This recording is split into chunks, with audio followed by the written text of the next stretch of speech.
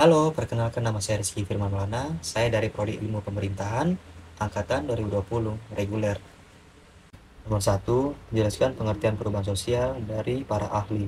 Yaitu, menurut Kingsley Davis menekankan bahwa perubahan sosial itu sebagai wujud perubahan yang terjadi dalam struktur dan fungsi suatu masyarakat.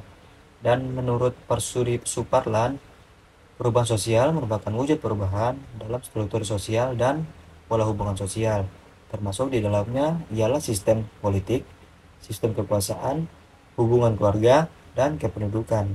Nomor 2, sebutkan dan jelaskan jenis-jenis perubahan sosial, yaitu perubahan lambat atau evolusi, merupakan perubahan yang memerlukan waktu lama, biasanya berupa rintitan perubahan-perubahan kecil yang saling mengikuti secara lambat. Perubahan cepat atau revolusi merupakan perubahan yang berlangsung cepat dan menyapu dasar atau pokok-pokok kehidupan bermasyarakat. Perubahan kecil merupakan perubahan yang terjadi pada unsur-unsur struktur sosial yang tidak berpengaruh langsung kepada masyarakat. Perubahan besar merupakan perubahan yang berpengaruh terhadap masyarakat dan lembaga-lembaganya.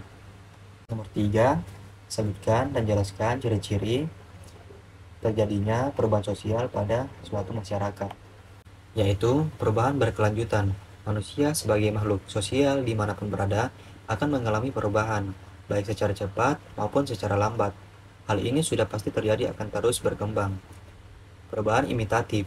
Imitatif atau biasa disebut meniru, jika ada perubahan yang dilakukan oleh suatu kelompok sosial, maka akan diikuti oleh kelompok sosial lainnya. Hal ini dikarenakan antara kelompok satu dengan kelompok lain akan saling mempengaruhi.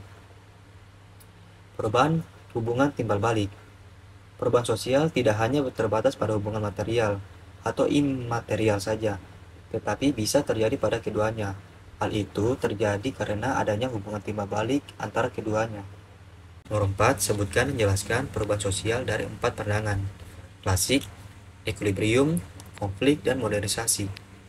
Klasik dalam sosiologi dimaknai sebagai teori yang mengawali munculnya berbagai studi kemasyarakatan atau sosiologi. Kemudian teori ini juga menjadi dasar bagi munculnya teori-teori yang lain sesudahnya. Equilibrium adalah keadaan yang menunjukkan baik konsumen maupun produsen telah menyetujui harga sesuai barang, yaitu harga yang konsumen bersedia membeli untuk sejumlah barang sama dengan harga yang produsen bersedia menjual untuk sejumlah barang tersebut. Konflik adalah percekcokan, perselisihan, dan pertentangan. Konflik sosial adalah pertentangan antara anggota masyarakat yang bersifat menyeluruh dalam kehidupan. Konflik berasal dari kata Latin configere, artinya saling memukul. Modernisasi merupakan pola perubahan tradisional terjadinya modernisasi untuk mendapatkan cara praktis dan efisien. Modernisasi berkaitan dengan perkembangan dan peradaban dari waktu ke waktu. Contohnya saja dari perkembangan industri, kemudian munculnya teknologi digital. 5. Kemukakan pendapat individu tentang perubahan sosial yang terjadi di lingkungan masing-masing. Yang saya lihat di era sekarang yaitu pakaian. Kenapa? Pakaian di masa sekarang sangat mempengaruhi cara berpakaian masyarakat. Jika di masa lalu masyarakat Indonesia kerap memakai pakaian tradisional dan baju adat, saat ini kebiasaan itu sulit ditemukan. Kenapa?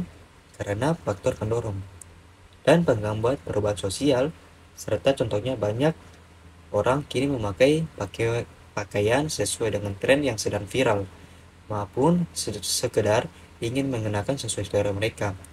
Sedangkan pakaian adat hanya dikenakan di momen tertentu saja, seperti dalam acara pernikahan.